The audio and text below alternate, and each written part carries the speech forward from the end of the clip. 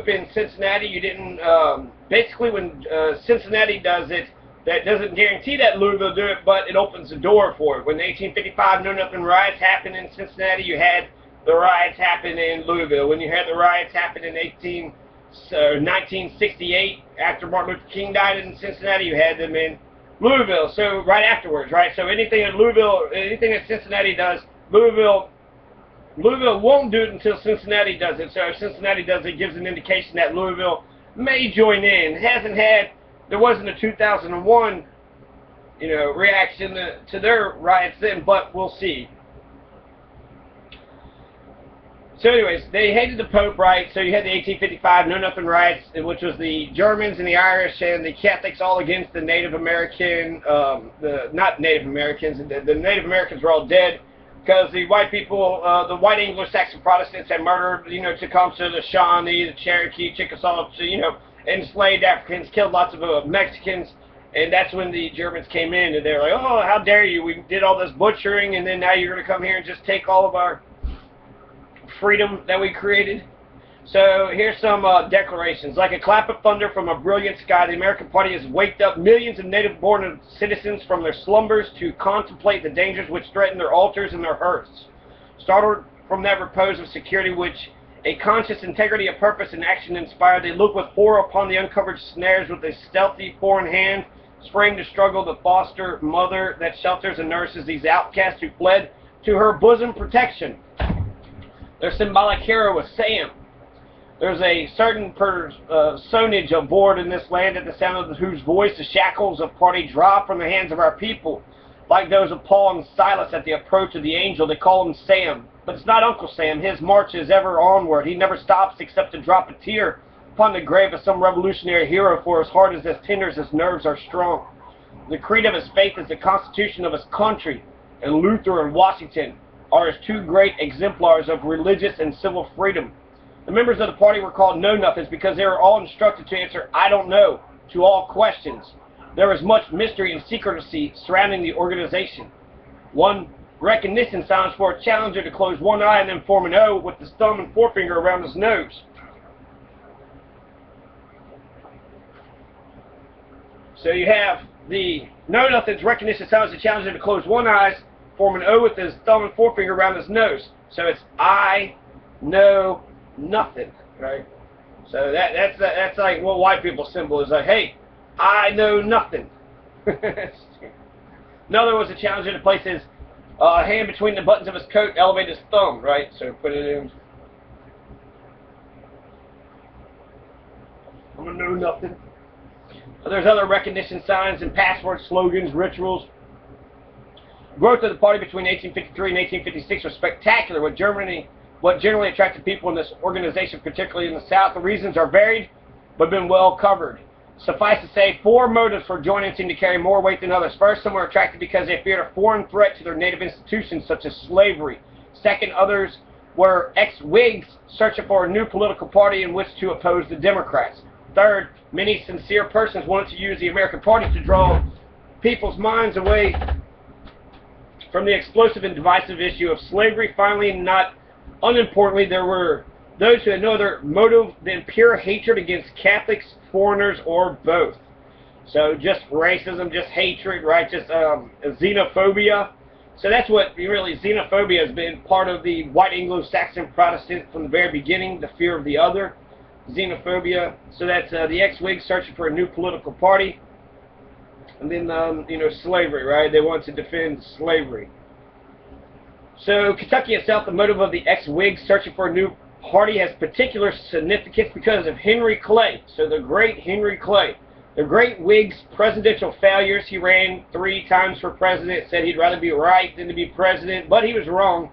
He wasn't actually totally against slavery. He was actually for immigration, so he was for decolonization. He was for shipping them back to Africa. That was Henry Clay's stance on black folks, which set the door, opened the door up for Abraham Lincoln, but it wasn't far enough for 2014 Jonathan Masters to appreciate Henry Clay.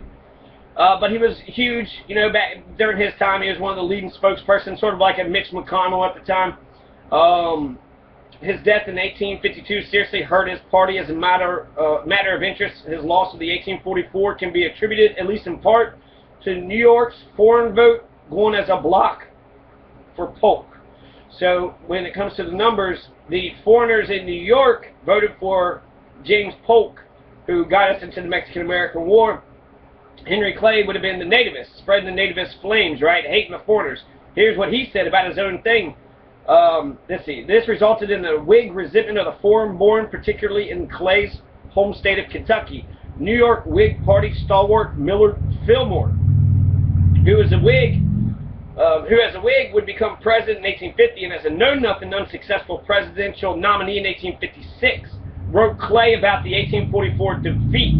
So you had actually Millard Fillmore, who is the know-nothing president. So he becomes a know-nothing president, right? So he was a Whig who would become president and as a know-nothing, unsuccessful presidential nominee. So he's a Whig as president, and then he tries to become a know-nothing in 56, but he winds up losing.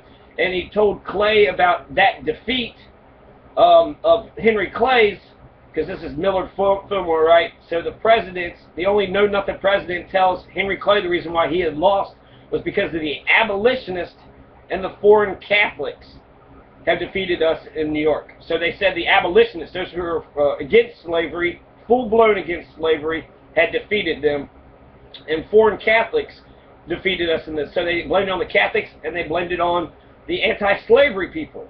So that's William, let's see, that's what, William Lloyd Garrison and, no, that's 1840s. I'm not sure who the abolitionist would have been then, but that would have been his brother, Cassius Clay, right? Cassius Clay would have been an abolitionist, or his cousin or something. Compromise of 1850 split the Whig Party over the issue of slavery. The resounding defeat in the 1852 national elections further hurt the party, and the reopening of the slavery issue with Kansas-Nebraska bills spelled the death blow for the party. Now Kentucky Whigs would have to search for a new avenue of political expression. When the rise of the new opposition party coincides with the demise of an old one, a solution for many, if not most, is obvious. One of the earliest nativist organizations, the Order of the United Americans, made inroads in Kentucky in the early 1850s. The group provided a nativist hardcore, particularly in Louisville. As to the actual formation of the American Party itself in Kentucky, accounts differ, but it's generally agreed that it come to life there sometime in early 1854. Its growth was astounding. In the fall of that year, a local ticket was elected in Louisville. In November, rumor had the party conducted secret meetings in the state capitol.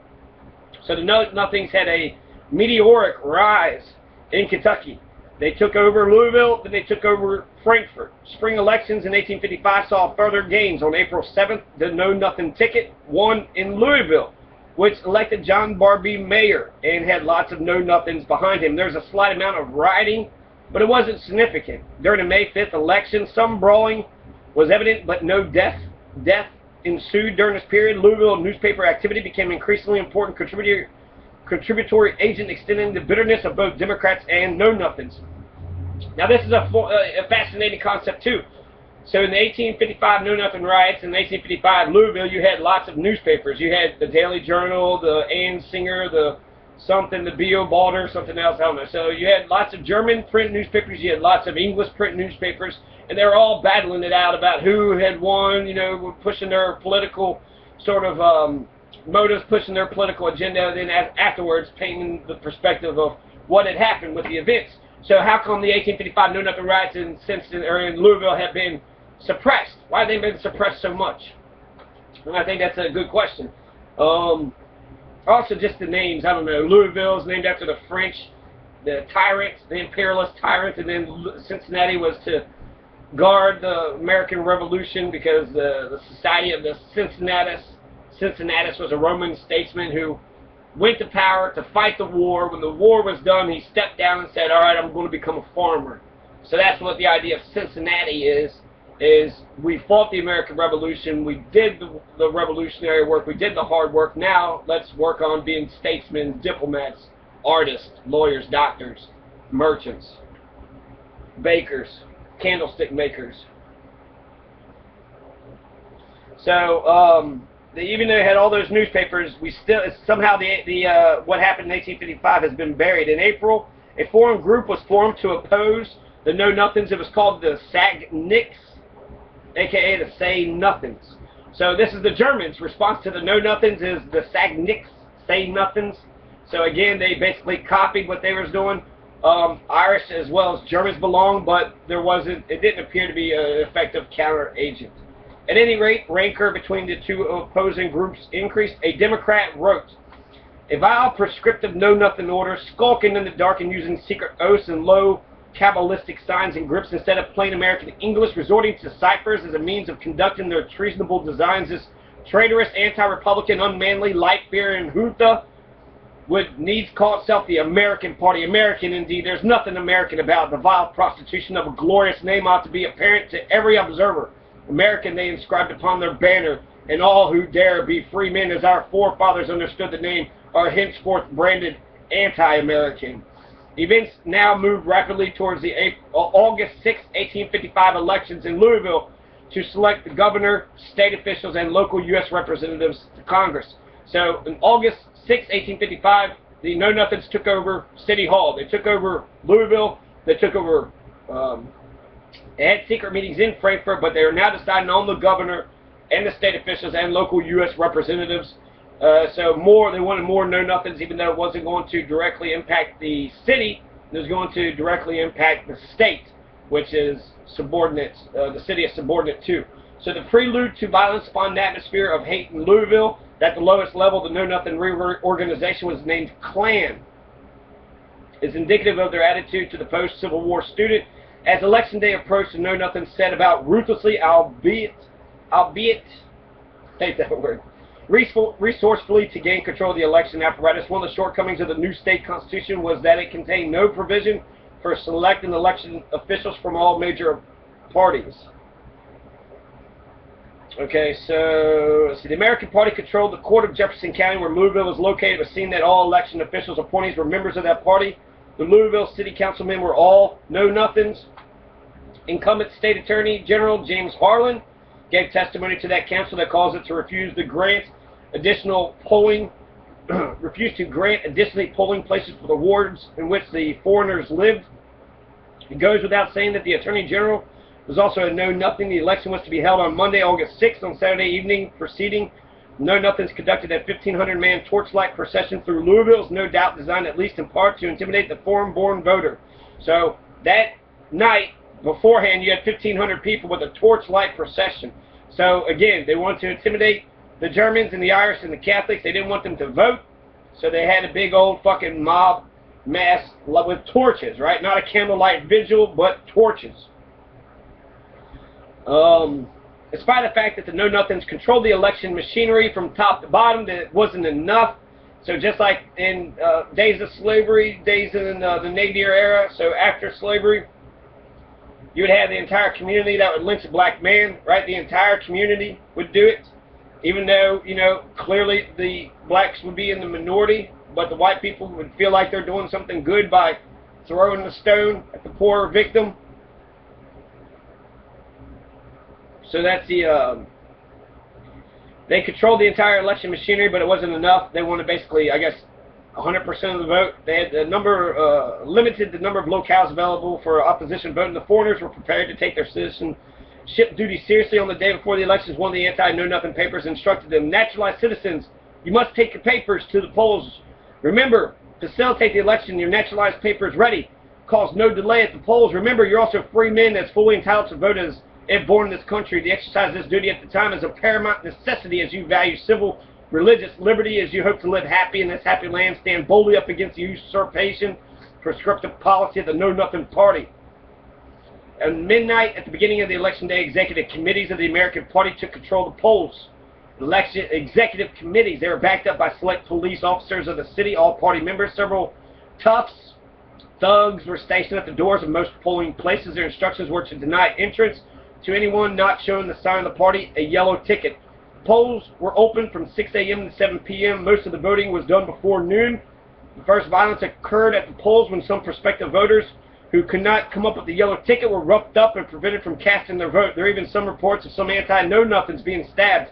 However, no deaths were reported resulting from this first display of violence. The first person to lose his life as a result of the violence of Bloody Monday was one George Berg, also spelled Burge. B-E-R-G-B-U-R-G-E. At about 9 a.m., George Berg was accosted on the street by a group of angry Irishmen. So the Irish, they killed a wasp. Reason for the assault is not known, possibly extreme frustration at not being allowed to vote. Dang it, I'm not allowed to vote. I'm going to kill George Berg. So George Berg is dead. More to come in Louisville.